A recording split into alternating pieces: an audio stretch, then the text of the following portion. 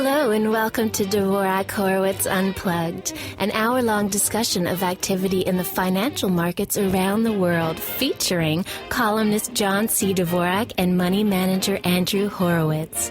This conversation is casual and unrehearsed. Let's join John and Andrew now. This is John S. Dvorak. And I'm Andrew Horowitz, and welcome to DH Unplugged. Give us a date. Give us a time. It is July 28th, 2026. 2026. We're here. I think it's 2026 still. It is. It's a long week. It's a long week. It's a long year. It's been hell. It's been hell. And I want to welcome you. And obviously, I know it's a really hard time to be doing anything, but maybe it's a bit cathartic. Maybe it's a bit healing. Maybe it's a bit somehow doing something besides getting into your own head and thinking about all the bad things. And for those of you who don't know, for whatever reason you don't know, John C. Dvorak passed away peacefully at his home last week. He was on the couch with Mimi. They were watching, what were they watching? NCIS. NCIS, which would make anybody want to just, Yeah. What? Recent seasons. Yeah, exactly. And, he had that heart trouble many months ago. He had that repaired and he had that healed and he was on the road to recovery.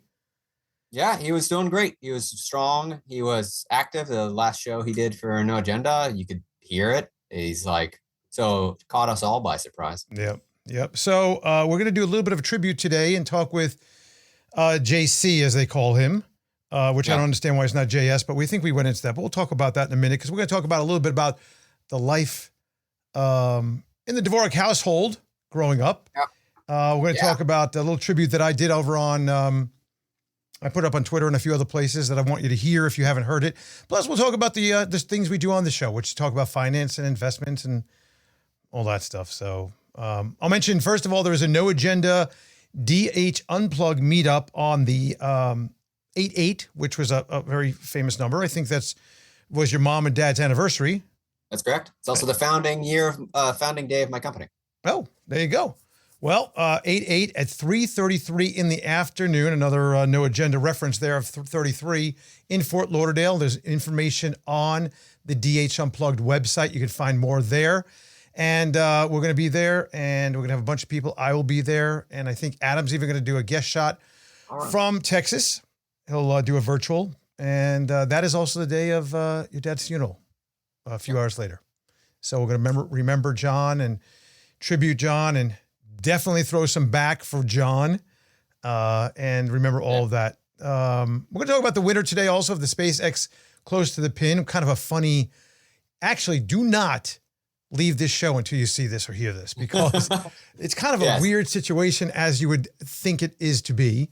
Like I did have ants in my house last night, by the way. No, the synchronicity right now is out of control. He's wandering around going like, I didn't know you could mess with all this stuff. Yep.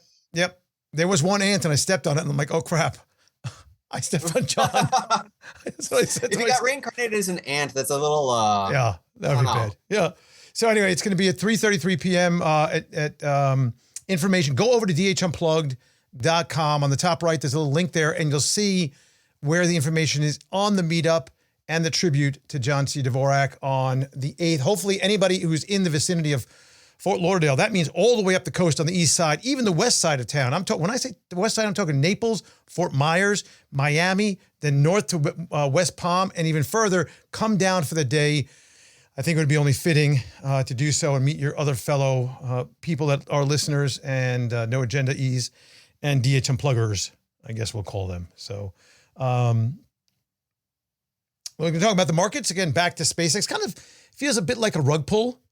It was kind of being teased by Musk as a rug pull a little bit. Yeah. Given that he's often bragged about how good he is about like finance engineering. On top of it, there's a lot of promises that SpaceX has to fulfill to match their valuation. Like enormous. Like they got to go to Mars. Yeah. Well, they got to go to Mars. They got to get the data centers in the space to work right. Right. So that they aren't just, one-offs that fall out after 6 months. They need to get Grok to be up to parity with OpenAI and Anthropic. Mm-hmm. They need to get the robotaxi. play to her. Which, by the way, we'll talk about that in a minute. I want to come back to that robotaxi discussion because what was interesting is Musk has a constant giant carrot in the front of investors, and that's why the stock really held on for so long, right? The 420 number that was way back, the numbers about robotaxi and then about SpaceX and maybe buying Tesla, from the proceeds of SpaceX, all these kind of things where this continual carrot, and now all of a sudden the big one that everybody seemed to be holding on to, which was this idea of a robotaxi and being in the trillions of dollars, the Cathie Wood discussion, et cetera. It's also all of a sudden gone to the back seat of the discussion, which I find, we'll talk about that in a second, but I find that kind of interesting. Yeah. Semiconductors now in a bear market, down 25% from their high. Most of semiconductors getting smashed. We saw SK Hynix come out with earnings tonight. Missed earnings pretty bad, but that stock's been beaten up ever since another rug pull. They put themselves on the American markets in an ADR where Americans could trade them. And ever since that happened, it's down like 30%. So, and NASDAQ 100 is in an official correction as well. So, I think maybe let's just, if we can, just take a moment for those of you that didn't hear my tribute. I'm going to play it right now, and then we'll come back, and I want to talk about life growing up in the world of Dvorakville as a kid. Yeah. It's hard to imagine saying these words today, but today we're remembering my dear friend. We're honoring my longtime podcast partner, John C. Dvorak. John's passing is a tremendous loss for the entire podcasting and technology community. There's no question about that, because for decades and decades and decades, he informed, he entertained, he challenged, and often delighted audiences about all his great information, knowledge, and way of being. He was a man with sharp intellect, independent thinking. He was unmistakable in his sense of humor. Sometimes dry, but a great sense of humor. He never hesitated to question anything about anything, and especially about conventional wisdom. We know that from his time on the show DHUnplugged and No Agenda, and all the times on TV and other podcasts he's done over his career. He did so with style. He did so with grace. He did so with a sense of humor, and that was entirely all his own. For me, the loss it's deeply personal. I mean, John was my friend. He's my co-host for 18 plus years, with energy and insight and information and countless memorable experiences and times where we talked about things that maybe weren't that interesting, but he made it interesting. The conversations we had each and every episode was unbelievable, and we didn't always agree on anything. No, we didn't. In fact, a lot of times we disagreed. But in fact, over the years, we came closer to understanding what each other had and the unique ability that he had to put it all in perspective and to create a better understanding for all of us. He made our audiences smarter and friendships richer. And Tuesday nights are never going to be the same, ever. Every Tuesday night for the rest of my life, I'm going to remember that, it's 9:00 p.m. Eastern time. I got to be on show and on live with John right now. The conversations we had, the laughs we had, the debates, and that familiar voice are things that I'm going to miss more than words. I'm sure you are as well. But while there's a void that can never be filled, we're going to continue to find ways to remember John, and beyond what this life has, the impact that he had on all of us. We're going to move forward because that's what he would have wanted. I'm sure of that. He believed in looking ahead. He did. And staying engaged and continuing the conversation. He leaves behind an incredible legacy of family, who I consider part of, and I'm honored to be a part of, and much more than just behind the microphone. He's inspired generations of listeners, technology buffs, creators, and thinkers to ask questions, to wonder, to think independently, and never be afraid to speak what they think. He's going to be missed by many. I know. I can't even begin to tell you. I'm kind of numb to this, and I can't really. I'm tingling because the thought of not being able to talk to him it's a big hole in my heart, in my life. He's going to be remembered by all of who knew him, and I miss him. Rest in peace, John. Thank you for your friendship and for sharing your remarkable gifts with me and all of us. Yeah. We'll miss you. Yeah, that's something it was right that I think it was the day I found out, and it's terrible. You know, I knew your dad 18 years, and actually, you know how many times I said, why does he want to talk to me all the time? I was always like, what does he find so freaking interesting about talking to me? It's seriously. I mean, his love language was like being critical and like grousing. Yeah. But that didn't actually generally didn't indicate his actual opinions about you. Yeah. Yeah. He was a grouser. he was curmudgeonly.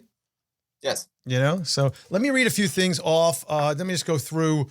This is not all. I tried to gather. Listen, I had knee surgery just a few days ago, so I'm a little bit batty and loopy right now.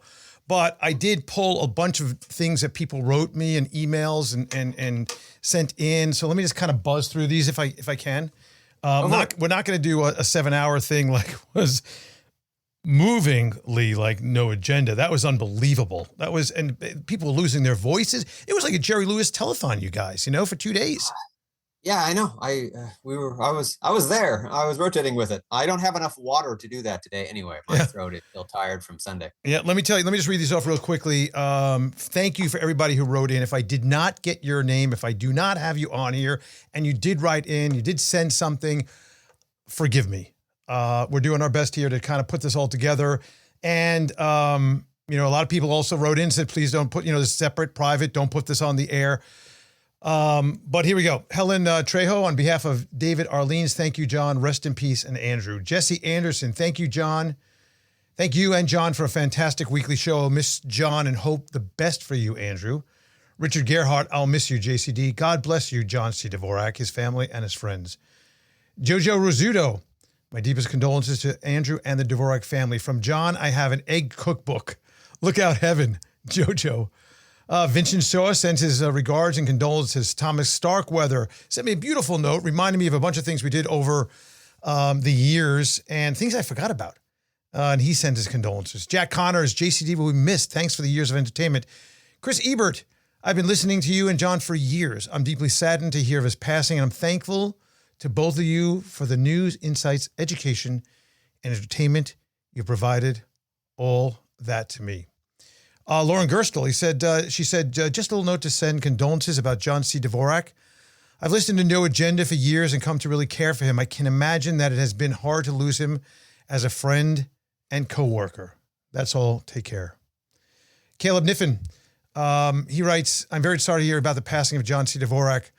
I first listened to No Agenda in 2008, 2009 when I was in college. I came back in 2015. After graduating, I fell off, but I was taught to question everything. John instilled that into many of us. That got me thinking about one of the last questions asked on DHUnplugged. What will happen with the data centers or power brought online if all the AI fails? And he went into a whole really interesting discussion about desalinization. Mark Schwerderson, he says, please extend my sympathy to you and John's family. He'll be missed and will be missed on your podcast for sure. You can always count on John's input for kind of being the old crank skeptic on most ideas, and it was always refreshing to hear that different opinion. His stories about the beginning of technology and beginning of Microsoft and Apple were always a pleasure to listen to. Kevin and Jill. Jill and I wanted to offer our condolences on the loss of your podcasting partner and friend. You're in our thoughts and prayers. He will be greatly missed with deep sympathy. Adam DeMoy. Enjoyed your stories on No Agenda about John. I met him one time in Mississippi, and he was on the show. Cranky and like he was somewhere else to be while he was here. He was not paying attention, it seems.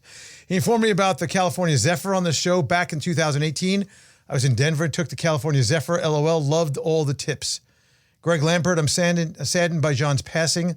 Longtime DH Unplugged and No Agenda listener. They'll miss hearing his voice. He was one of a kind. Gone, but never forgotten. Rest in peace, JCD. Michael Cisco, thank you for your memoriam that you sent me. Noel Richmond, Neil Larian. Thank you all for your thoughts, your prayers, your well wishes, and everything that you did there. So very nice. Very nice. You got to admit, the outpouring has been, I don't want to say surprising and to minimize it, but surprising. It's been a lot. Like it was, everyone was so quiet for the past, N years. Like, right. Like it's like, it would have been less of a surprise if people were more engaging in the last 15 years, not to summon him and to complain through me, basically. Right. Yeah, pretty unbelievable. So let's just take a minute, and I think listeners are interested in this. And how's your mom doing? How's your sisters doing? So like it depends on the day. So some days are like Friday was really hard. So kind of to bleed into the next topic as well. Like for the past, pretty much after I got back from college, I was living in his house for a year or so before jumping into software. Mm-hmm. And when we left the house, my wife and I were doing dinners, or she was my fiance at the time. We were doing dinners with him like every night because, we're in his house. And so when we left, we ended up setting up a weekly dinner on Fridays. And we've been doing that pretty much consistently with only like missing a few weeks a year. And so for the past like good 17, 18 years to age myself, now I'm not going to be employable. Great. Anyway, for the past, decade or more, we've been doing a dinner every Friday. And last Friday was really hard because it was, we didn't have dinner. Right. And whenever, like my mom is down from Washington, she's joining us. One of my sisters, available, she's joining us every Friday. And so it was just it was hard last Friday. And then Sunday took a toll on us because we did, 8 hours of reading condolences. That was hard. People were getting punchy after a while. I heard that. It was difficult. It was difficult to listen to emotionally, but also it was very clear that besides the emotions you guys had, there's a lot of text. A lot of text. Yes, a lot of text. Amazing. Thankfully, we're a sort of a vaudeville family, and we can all talk to the mic. Yeah. And so it worked out for delivery, so we weren't just sobbing. Instead, we were just signaling each other and being like, "Okay, you do it now." And you know what, Brennan, I was really surprised. If you probably may have heard some feedback, I sent this in to Jay. I said, Brennan's voice is like an audiobook, dude. He has a great tempo. I never knew that, really. I never heard him on a microphone before, but what a great tempo. And I said, literally, if I'm going to do an audiobook, he's going to read it. Great. And so, anyway, so it's been tough. It's super tough. Like we're also having to deal with the fact that he had a complicated technological setup. By sticking to analog and stuff, he never really went to the cloud. And so he had his own mail server, like it was, there's a lot that's sort of like archaeological and trying to debug and sort of a little bit of Indiana Jones, kind of sneak through the traps. We don't know if he has dead man switches yet. We'll find out. And so, it's been sort of like going back and forth about that. Wow. So, just tell me this, that he was a writer. I think we may have touched on this, you and I, once before, but he was a writer for years on various shows, hung out with some of the big names. What was it like kind of growing up in House Dvorak? So it was funny. So even at a young age, I would have people go like kneel down and be like, your dad is famous? And I had no idea how to respond to that. I still don't know how to respond to that. Yeah, but it would also be funny because then I would be asked by my dad, like, you know who that was? And I was like, And it's like Steve Jobs. It's just like these wild characters that were just kind of like in the circle. I don't think that was Steve Jobs in that scene. I think somebody else. But it could have been Larry Ellison. He talked about him. That he could have been. Yep. But it was like basically they would have these dinners and I'd be dragged along sometimes because they didn't have like a babysitter. And there would be who now I recognize as, oh, I should have gotten some photos. I could have gotten, like this. It's like the Terrence Tao photo with like these genius mathematicians. And I didn't get it. I didn't get that. Instead, I just sort of looked on it as a sort of oddity. When I was older, I started to realize, whoa, that's actually really weird. That's quite strange. Strange as a child to have, right? These billionaires. And then when I enter tech, I end up having a lot of friends that are in that sort of group. And I guess I was trained to not give a shit. And so they are very relaxed around me because they know I'm not going to like beg for money from them. I'm going to be like, whatever, like, show me the wine menu. So, it's funny because he was also early in on TV and technology, and he had all sorts of gadgetry. Were you, as a youngster, like really interested in the gadgetry that he would test out and bring home? So we would have these boxes and boxes of review objects. So this gave me the ability to, a fun little treasure hunt on the internet is that I was one of the youngest 3D graphics artists because I ended up getting the 3D, Bryce 3D or whatever it's called, Kai Power Tools and these different. Sure. Oh my gosh, Kai Power Tools. That's a blast from the past. Yeah. And so I was playing with them when I was like 7. And making like graphics and stuff and getting on like a promo for their product. And so there was a lot of stuff like that. There was a video toaster we had. And so I was making like videography with like camcorders and stuff because I had the technology, which of course now homeschoolers that are around today have Blender and way more powerful tools. And it's not that unique, but in the early 90s, it was like a very strange thing for a kid to be involved in. Right. And so having this sort of like surplus of computers where I'd have hand-me-down Macs and Apples and a Cyrix computer, that was a very unusual thing. And it gave me sort of a head start on being involved with tech to the point where I tried to avoid tech at first. I was a business analyst going towards like data science and like computational linguistics, trying to learn how to get a computer to do like go academic basically. And I was kind of dragged into software back into tech. Not the worst thing. And then you have the background from the engineering side. So it's not terrible. Worked out. It was great. It worked out great. It paid the bills. Right. But I did kind of like avoid the heritage. Any crazy stories that you could think of from back in the days when he was doing either Tech TV, Cranky Geeks? I mean, Leo Laporte was always a big, that's where I met your dad, by the way, was on Twit. I was on Twit. I think he was on the show with me. Yeah. And I flew out there to Petaluma and I met him, and he and I, started the love affair from that moment. And then he, of course, either he pissed off Leo pissed off him, or they pissed off each other or whatever. I bet your dad was probably just playing your dad, and that somehow got under Leo's skin. No, there was some bad beef between the two of them that was brought on by the change in atmosphere that occurred in this country. But this is not really the venue best to deal into that one. Right. But the wild stories would be, that's a tricky one. Cause it's like, I suspect like celebrity kids have the same story where they're just sort of like, oh yeah, I guess my parent is, I don't know, some famous name. But from the perspective of being in the family, it's just sort of a thing he does. Yeah. Instead of a thing he is. And so he ended up having he had a radio show. When I was younger and I beat like Super Mario World, Super Mario World. He actually ended up playing like the ending sequence because I recorded it for him and he played it on air as like a thing. But I didn't listen to the radio because it was like in the morning. Right. And so it was like this, like, oh yeah, he has a radio show.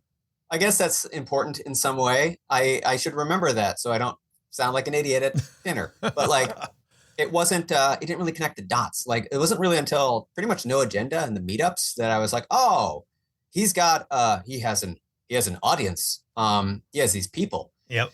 But that was the way the whole time. So when he was doing the columns, which was like a huge part of my childhood was he was on like he had a radio show doing columns and then showing up on like CNET and other things to talk about video games where I briefly would sometimes watch it and go, "Hey, wait a minute, that's the talking points my brother and I brought up to him. He didn't play this video game, right?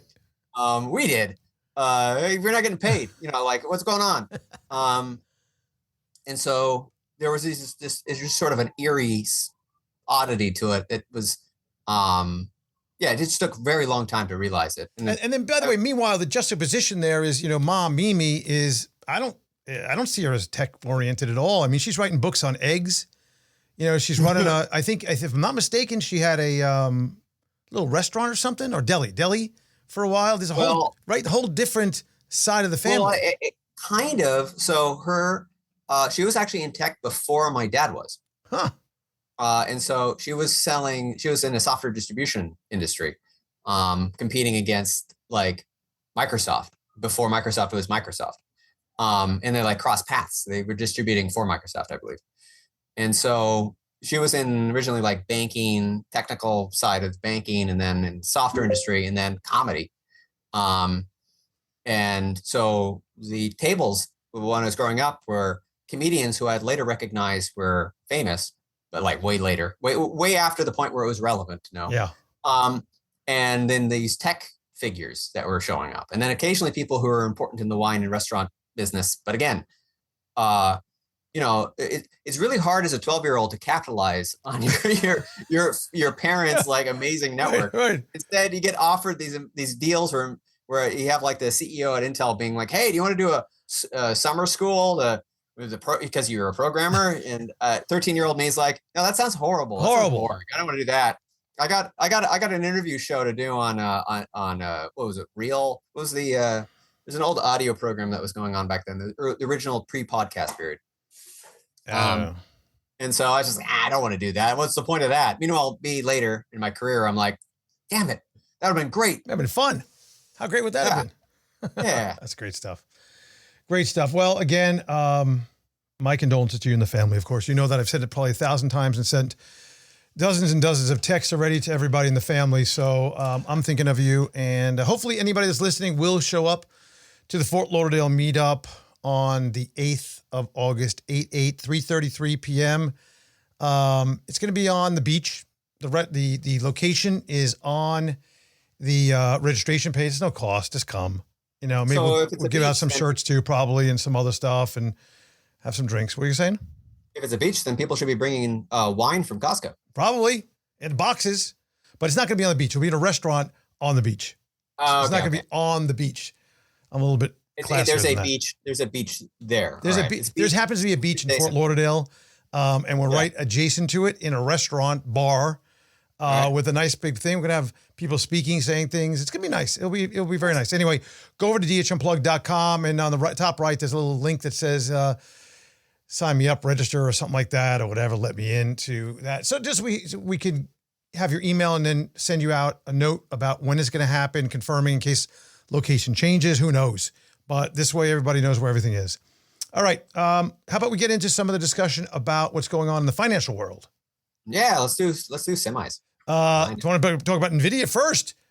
Smack right in the face. Right in the face.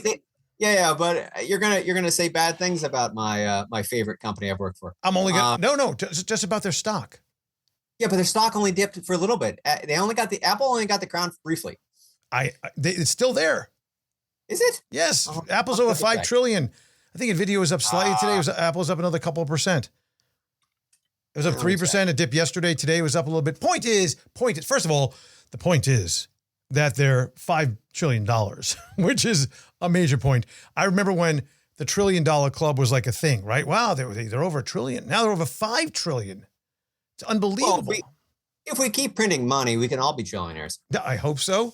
Even for a short moment, as Elon Musk was. He had a great tweet the other day. He's like, he just put out former trillionaire. That's all he put. It's former trillionaire. That was great. So one of the big concerns right now is, I think, has been the circular financing. I've talked with you about this. I sent you a chart about this. I do have some issue with this. And do I think it's terminal, like everything's going to crash? No, but I think there was going to be a day, and that may be happening to a degree now, that investors are going to wake up and say, you know what, I don't know if I like this deal. I don't know if I like that NVIDIA is printing all this money, giving it out to everybody, and almost it seems like a scene from The Producers, where all this money is being generated that we can't even account for all of it. And how is it all going to play out? All these promises.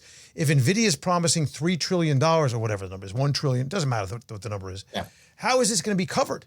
Is it going to be covered on the promise that things will do really well in the future? So you got that. Then you got on top of it in the markets in the last few days, the rotation clearly from semiconductors, actually back to some software names, the CRM or Microsoft. Adobe got a bid, which is unbelievable. And there's that rotation going on. We're also today, here we are Tuesday, just days before the end of the month. What does that mean? Well, you got window dressing. That is a standard procedure that goes on. Perfect day to start doing it. It didn't work out really well for the semis, but everything else was. Today was actually not a bad day if you extract out the semiconductors and some tech stocks. Otherwise, it was up like 600 of the Dow. The S&P 500 was up. The Russell 2000 small cap was up. So kind of a crazy market. Crazy. And part of that was this guarantee that that NVIDIA gave to OpenAI, another $250 billion, that is going to back the Ohio data center project, which may cost like $500 billion. By the way, $1 billion is 1,000 million. Is that? Do we agree with that? Yeah, that's right. $1 billion is 1,000 million. That's 1,000 $1 million homes equivalent. You got me so far? Yep. We're talking about 250 to 500 billion. Just multiply that out. It's unbelievable. That is an incredible amount of homes to be built, in theory, to build these data centers. It seems to me, maybe I'm wrong, but these data center prices have gotten out of control. I mean, a few things to point out there. One is, so data price, there's two different aspects. One is they're buying the land and they have to buy the land. There's a huge amount of land here, and they have to buy the premier access to the electrical grid they need. Often they have to build out a new power grid. The second element here is that the labor is really short. They are building often in places that don't actually have the labor necessary to build it out. And so they're paying a premium on the construction. And then the last element is one chip. One of these guys. Where are you going? What happened? Where'd he go? One of these things. I got one of those. I just got one of those. Is that a Blackwell? Yeah. Okay. Yeah. So the consumer product ones, a couple grand. The same for like the big Blackwells and all that. You're looking at $500,000 a unit. That's a lot of money. And the margin is actually not as large as it looks from the outside, because we know from the Chinese market where they're trying to enter this, they're only really coming in at like a half the price of NVIDIA. And the Chinese aren't really known for, gouging. And so each of these data centers are $1 billion in chips. Can you hold up that? Can you bring that back? Can you bring the chip back and hold it up for the video? This is an old RTX 3090. That's a 3090. It's an old-fashioned prop, just to point out, like. Yeah, no, I just got a new machine, and it's got the RTX 2000 in it. And it's not that big. It's clearly not. First of all, this new rig I just got. Yeah. It's the T2 tower, the Dell T2 tower. It was first presented to me for $5,700 for this unit. It's for my office. I'm like, I'm not spending $5,700 for it's not happening. It's not happening. So then what happened was that I looked online. I did a little bit more research. I got the same unit actually with the RTX 2000 and the i9 chip, which the other one didn't have, but less memory from a secondary drive, an SSD drive, and only 32 gigabytes of RAM, and I want to up it to 64. Long story short, I built the machine exact Dell. It's exact Dell from $5,700. I bought it for $3,000. And half the price was the RAM, right? RAM is more money than it has been. I remember I was talking to somebody the other day. I used to pay $50 back in the day, way back in the day. Yeah, back in the day. $50 per meg, which if you multiply that out, it's like $1 million for what I bought. Yeah. Well, so I have a machine I haven't finished over here, and it's because when I was pricing it out, the RAM I needed was pretty much it's like $400. Now it's $2,000, and so I'm just like, well, I'm gonna wait. Yeah. Because it's not gonna stay up. So it's actually about so the current prices per each card is they're about 18,000 per each Blackwell. And now for a full unit, you're going to get 4 to 8 on a box, and then that's one unit that you're going to have a whole rack full. You can add up to half a billion pretty easily. Half a billion, 500 million, but now we're talking about 250 to 500. All I'm saying is that there's some real money being spent here. Yes, but it's it pays itself off really fast. The margins are huge. The margin, well, not yet. They haven't been paid off. In fact, we're wondering, that's another thing that people are wondering about. Where's the payoff? You know, X is losing money. SpaceX is losing money. They lost $4 billion last quarter. Still questioning whether OpenAI is making the money. They have the projection to do so. Anthropic is went up like crazy. Question is, I mean, everybody likes the Claude model, right? The Claude code, which is, by the way, I think it's pretty cool. Yeah, it's great. And the amount of human, or not the amount, the amount of humans that you don't need anymore. For example, for a long time we're doing on DHUnplugged the show, the episode artwork. Let's do it in AI. And when we did it first, your dad and I were like, "That's terrible." I said, "Let's just keep doing it, see what happens." Yeah, it's great now. I mean, it's not even done. It's not great. It's really better. It's got a long way to being great and human, but it's great. Then you got some of the coding. I'm like, hey, blah, blah, blah, I want to create this thing, and instead of writing this whole long thing out to the programs, listen, I need this on the site. Go do this. I need this form. I need this thing. I need this whatever. You literally just type it in and then just click a couple of buttons and it does it for you. Pretty amazing. Doesn't put you out of business though. No, I mean, it's so just to be clear on the profit model here. Mm-hmm. So DeepSeek came out with sort of the can we still say this? They opened the kimono on their entire profit model. Uh-huh. By the way, this is the Chinese company. Yeah, it's a Chinese company. So they are probably slightly behind on the infrastructure sophistication that we have at OpenAI and Anthropic, just from my understanding from rumors and speaking with people. So DeepSeek and Kimi, the moonshot guys, they have largely talked about what their entire margin is, like what they are. And they were coming in north of 90% per each token. So, and that is with including their Capex depreciation. And so I can assume that the margins that we're seeing in the business, the American models, which we're Americans, so our margins are always really high. We always try to go as high as possible. Go to the no, find the no price, and then pull back a little bit. Because you can look at the prices of Claude's Opus per million tokens. It's quite high. And Moonshot comes in at like quite a bit less. Right. And these guys are coming in, they're reporting, oh yeah, we're getting more than 90% margin on given our utilization and how we organize all of the infra. And I can assume that OpenAI and Anthropic have it even higher. What's destroying them is their OPEX for hiring is insane. Right. They're paying people $1 million a year because they sort of have a cult going on where they assume, well, if we hold all the brains, no one's going to make our competitor. And so they're if you look at their labor expenses from what you could just back of the envelope calculate it, it's huge. And that's what's causing them to be so negative. They're not negative because their core business is not profitable. They're negative because they're running their business poorly. Well, and the spend for the continual build out. Yeah. Well, yeah, because they keep building out for the future. Now, NVIDIA does kind of win if they flop, even though you go, oh, they won't be paid. So they keep all those chips. And NVIDIA is pretty much the only guys who know how to sell them. Right, because of the NVIDIA environment and programming infrastructure they have. Yeah. So the guys who are actually in the bad deal here are the people building out. The people building out, there's two suckers going on right now. There's private credit, which is underwriting these deals that NVIDIA is paying for. Because NVIDIA is not doing it out of their own pockets. Correct. They're leveraging their OPM, credit. we call it OPM, other people's money. Yeah.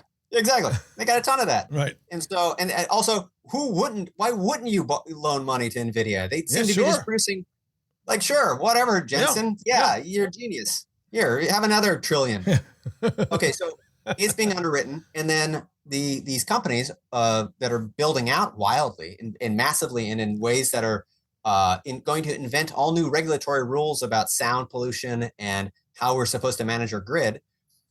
These guys are left holding the bag if you can't get full utilization up and you overbuild, which they will. But when are they going to overbuild is not clear, because there is less than 5% of the American market is currently even using these LLMs more than once a week. Like, it's very early on the demand. I'm wondering when all of a sudden they're going to stick me with a higher cost factor for my utilization. So I think it's coming.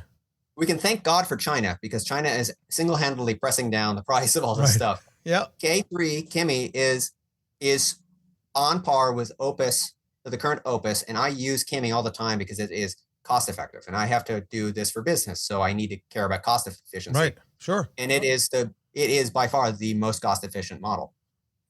And soon I'll be able to run it myself on modal and save money by controlling the whole batch. But at the moment, I can't compete against their API because they just got the infra in place, and I can't get to 100% utilization. One thing that's not necessarily obvious to everyone is that the profitability of language model hosting and serving is based on utilization. If you run it at 50% utilization, it's like running a restaurant that has like a really high lease. You just don't make any money. It's all negative.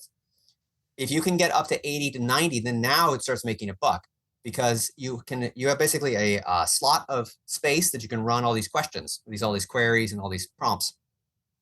And you're going to have to be running that all the time. And if it's empty most of the time, you're basically wasting compute, because you're running it anyway, but you're wasting compute. So you aren't getting back the money you bought from this infra build out. And so you need to actually run it around 70 to 90% consistently, which so far they've been very lucky. And that's been the case for the build out guys. Not always the case for these folks like Musk, who built out Grok, and people just aren't really demanding Grok that much. Grok is not. Their Grok build out is huge, and utilization is not that high. So what do you think, though, about this circular financing issue, where we see that this is all going on? I put a chart up on DHUnplugged, the episode number 811 over on DHUnplugged.com. This is kind of just, listen, you've seen this before. It's this whole circular financing loop that looks like, NVIDIA is at the center of the whole thing, funding all of this, inclusive Oracle. This is some of it. Oracle and the banks are giving money to NVIDIA. SoftBank's giving money to various places. All comes back, loops back. It's one big circle jerk. Yeah, we saw this I was aware of what was happening in 99, 2000. That's Lucent and Nortel's vendor financing for the telecom growth. So it's very, very similar. What happened to those companies? I forgot. They went up to the road to a ranch. They're having a wonderful time. They're running around, they're chasing ducks and geese and chickens. That's about it. They're certainly doing fine. They're doing fine. Don't worry.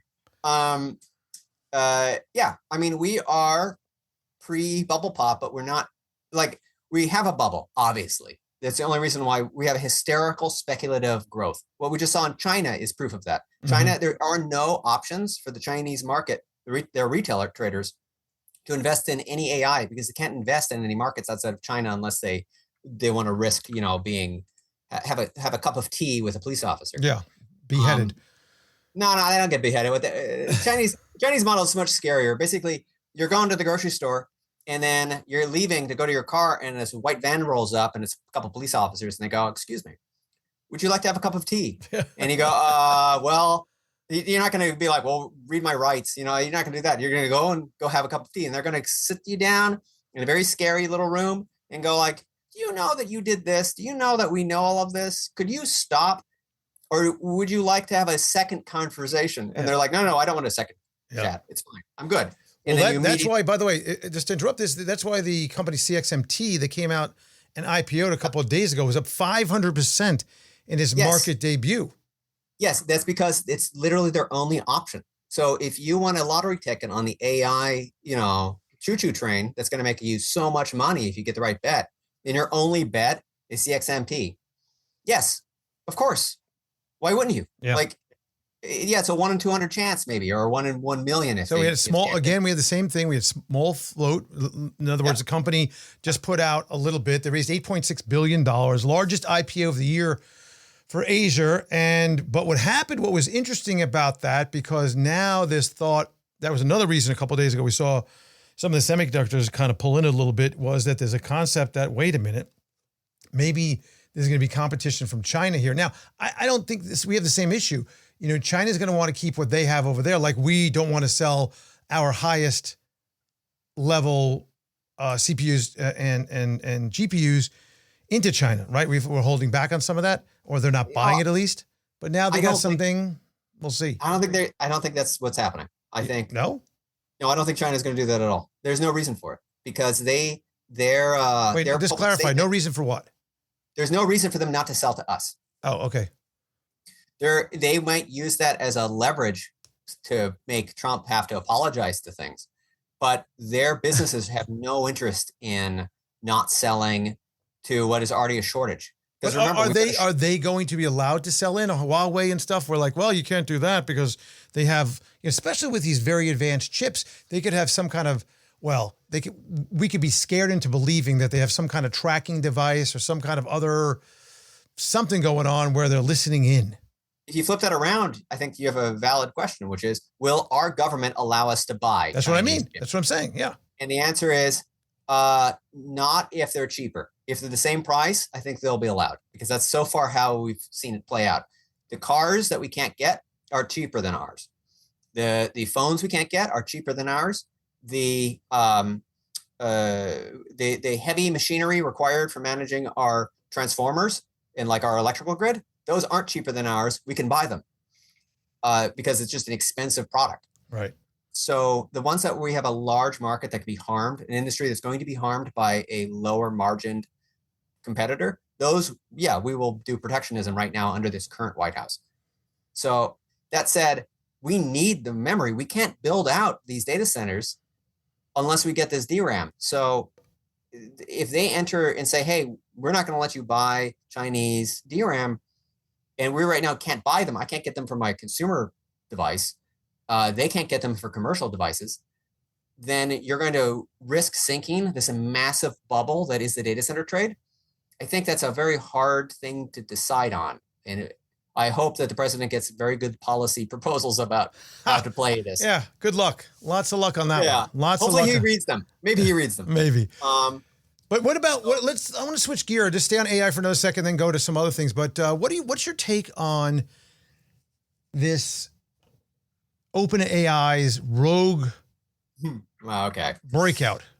Yeah, I've had a lot of this conversation a few times. Okay, so let's set it up. What happened? First of all, supposedly this one of their models acted outside expected controls during a testing, and basically what happened is there was a breach on a company. What was it, Huggy Face? Was that the name of the company? Huggy Face? Yeah, Huggy Face. They're actually huge. Once they go public, buy Huggy Face. Yeah, Hugging Face is like a GitHub, but for weights. So it's a very similar GitHub, which I think sold for a couple billion to Microsoft. It is where we store, when we're researchers and people working in AI, if you want to store and share open weights such as DeepSeek and Kimi 3 and Quen and all these, and Google's Gamma and things like that, or Nemotron from NVDA, you store them up on Hugging Face. They provide the hosting and the distribution. And the security. Yes. Well, till a point, till we got to this story. So now, there was an OpenAI model testing going on. Somehow it took a week for anybody to figure this out, by the way. And seemingly this is what everybody's really concerned about is, the Terminator. This is clearly that whole concern about AI becoming, I'm not saying this happened, self-aware, but doing something outside of its intended, or then again, we don't know. Was it intended? I don't know. Okay. But something's going on. Okay. So, OpenAI and Anthropic have a narrative that benefits them a lot, which is, oh my God, we're all going to die. They love it. It's great. Anthropic runs a cult around this idea, and OpenAI benefits from it because it is a lot of the valuation is based on like, oh my God. And both of them have a huge existential threat coming down the pipe, which is that they want to keep their 95 or 98% profit margin per token that they currently have, or 999.93% margin. And Chinese models and Google and potentially Facebook again are going to, and we have other open source teams that are trying to get this stuff out, are eroding that directly. They're attempting to get that down.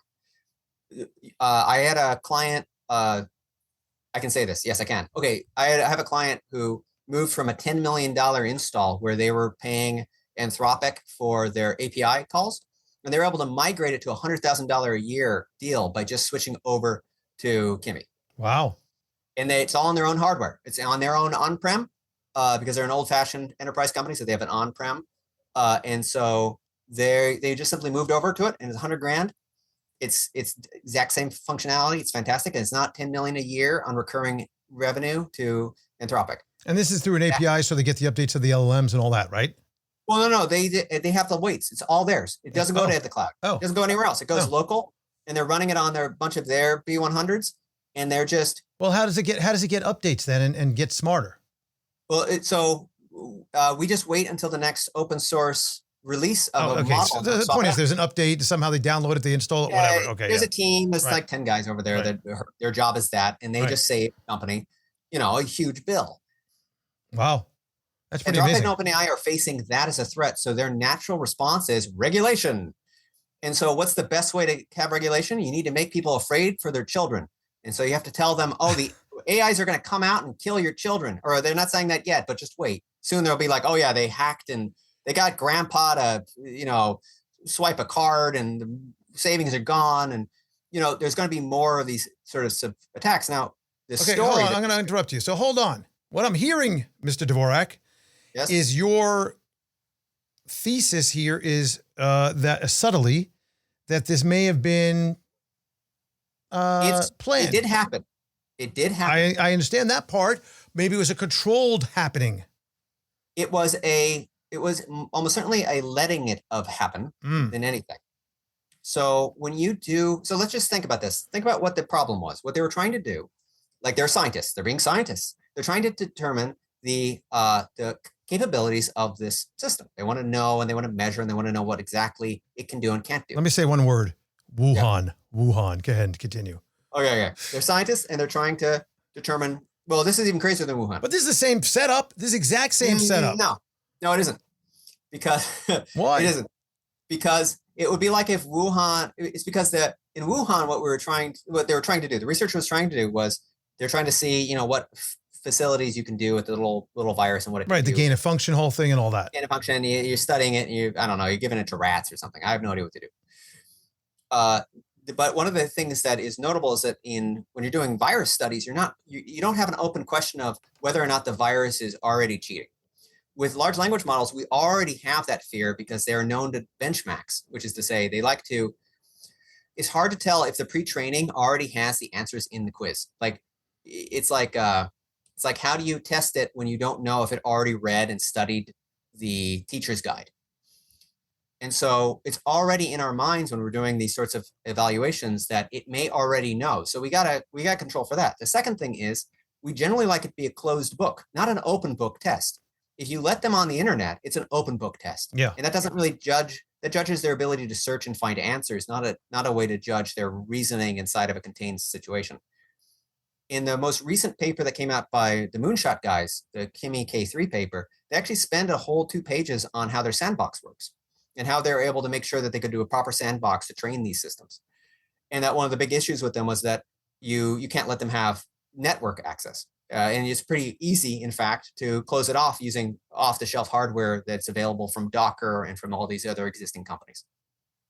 They end up using Firecracker VMs, which are a little in the weeds. But anyway, they'd use a technique to make sure that it can't access the internet and all that. So it is properly testing the thing they needed to test, which is, can it solve the puzzle using its own knowledge, not using exterior knowledge? So what happened? It got pissed off? It's like, I don't know the answer and I got to go outside of this? So in this instance, a damn near $1 trillion company somehow can't afford the engineering bandwidth to do a proper sandbox, which seems very unlikely, because why didn't this happen earlier? And why did Anthropic and OpenAI decide to both have very similar narratives here, it seems like they were being sloppy, and then they have turned it into a very useful marketing campaign for their press imagery. They did, in fact, hack into Hugging Face. And it is very funny that Hugging Face couldn't defend themselves using any of the closed weight models because they all refused to do it because of cybersecurity concerns. So they had to use a Chinese model which is willing to help them on a cybersecurity matter. But the ones in America, we can't because we're being safe. So upside down as usual. Jensen, I think, just came out with a point of like, hey, we need open source models and open weight models because most recently an attack that occurred from using AI tooling was only protected against because we had an open weight model. The closed weight models did not come to help because who knows? Like, if anything, RoboCop is the metaphor we should be looking at. RoboCop's secret directive was protect the shareholders. Mm-hmm. And that is what we're seeing with like Anthropic, which won't let you work on AI research, any AI research that may possibly impinge upon the profitability of Anthropic. And OpenAI is practically no longer training in their data set on machine learning stuff. They just don't, they're not going to get better at that because why take a chance? So anyway, wow, it happened. To be clear, it happened. It's from a professional perspective, it looks like incompetence to me, not, oh my God, the emergent Terminator. And then from a Dvorak perspective, I look at it and go, this is a bullshit story that's intended specifically to keep the value up because that's the only narrative they have left. Sam Altman just recently said he's going to make a real genie. They're still talking about magic. Like this is a crazy world they're doing right now. It's an unbelievable. It's very surreal. It's very strange. It's very usable. I've succumbed to the idea that it's definitely going to be deflationary in a good way. In a good way. It's going to displace, but that's something we have to deal with, and we'll figure that out. But the whole idea of all this is it's the usability, the opportunity, and it's also going to make people dumber. Yeah, but what's new in technology? No, I agree. It's the equivalent of having someone to dress you, bathe you, do everything for you, and your muscles will eventually atrophy, right?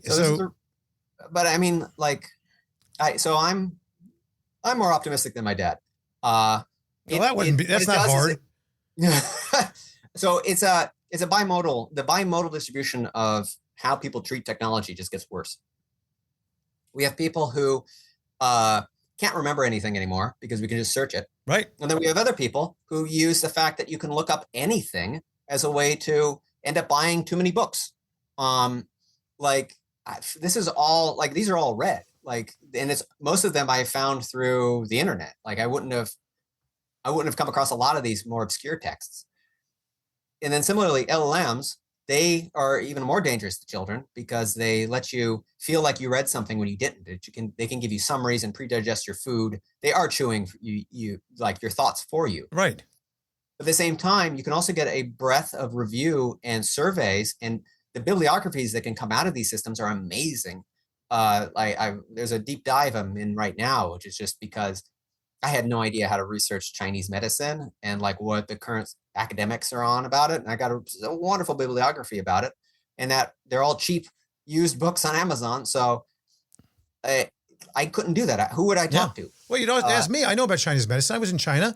And by the way, a foot massage is free in China. They pay for it from the medical community. I went one time with a few friends, and we went in. They give you a totally free foot massage, totally free up your leg, the whole thing. It's really wonderful, 20, 30 minutes.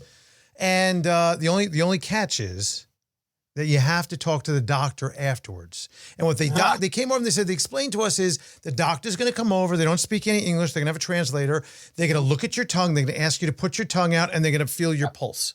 This is a true story. Yeah. I'm like, okay, so that's fine for a free foot massage. We're good with this, right? So we're like, oh, this is such bullshit. They're going to do this for whatever. Yeah. Okay. So we all have a foot massage. The doctor comes to me first. The doctor comes over to me, stick out your tongue. I'm like, okay, great. Feel do the pulse and all that. Okay, great. The translator says, the doctor says you have something wrong with your liver. My wife freaks out. Oh my God, I knew it. There's something wrong with his liver. Oh my God. All they're trying to sell you is the various, at that point, the various medicines that they have. All the natural stuff like ear of newt and eye of squirrel and all the different stuff they have. But anyway, interesting. I'm just going to take a moment. Our show is usually 1 hour. We have things we didn't talk about, like the Great Egg Recall, human skin enters K-beauty, the network skipping Trump's speech and all that. But we do need to get to the close to the pin. So we need to kind of take a quick segue over to that. And as my headphones are pulling on I'm stuck, totally stuck.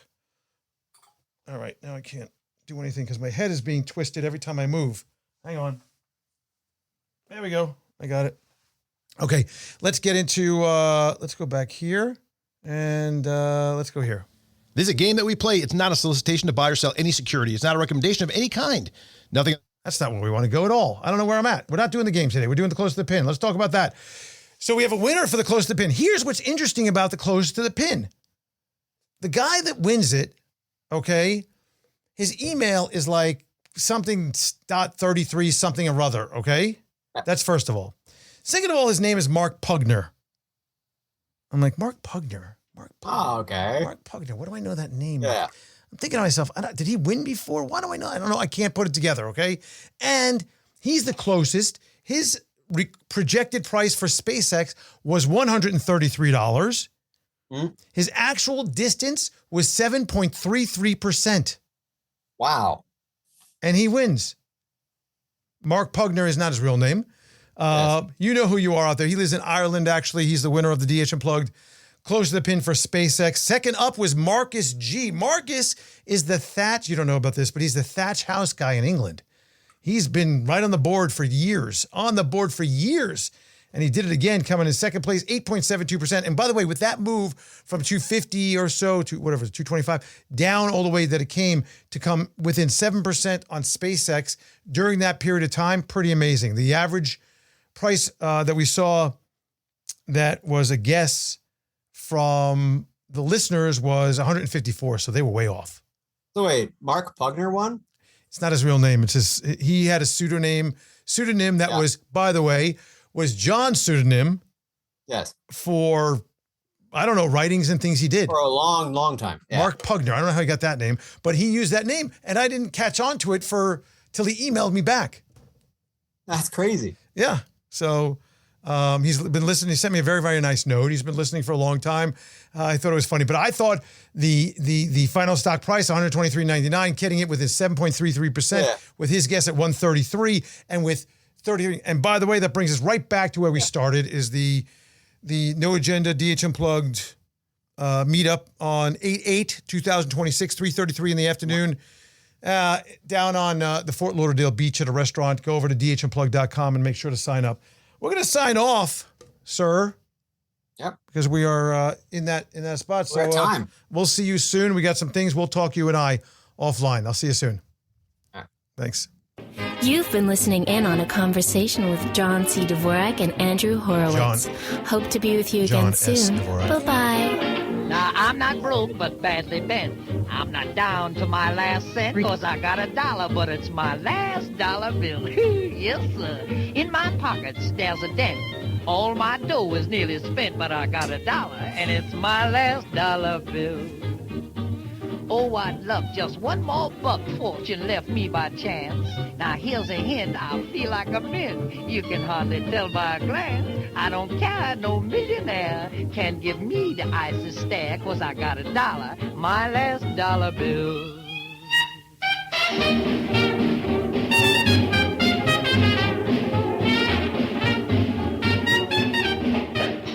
This podcast is intended for informational purposes only and does not constitute personalized investment advice.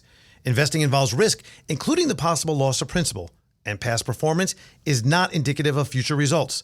The views and opinions expressed are those of the hosts and the guests and may not necessarily reflect those of Horowitz & Company, Inc., an investment advisor registered with the U.S. Securities and Exchange Commission. Registration with the SEC does not imply a certain level of skill or training. Advisory services are only offered to clients or prospective clients where Horowitz & Company is properly registered or is excluded from registration requirements. Any mention of third-party companies, products, or services is provided for informational purposes only and does not constitute an endorsement. Hypothetical scenarios or forward-looking statements are for illustrative purposes only and should be viewed only as that and not as guarantees. Content is intended for U.S. residents only and may not be applicable in other jurisdictions. Listeners should consult a qualified financial advisor before making any investment decision. Please visit our website for additional information, disclosures, as well as a copy of our Form CRS.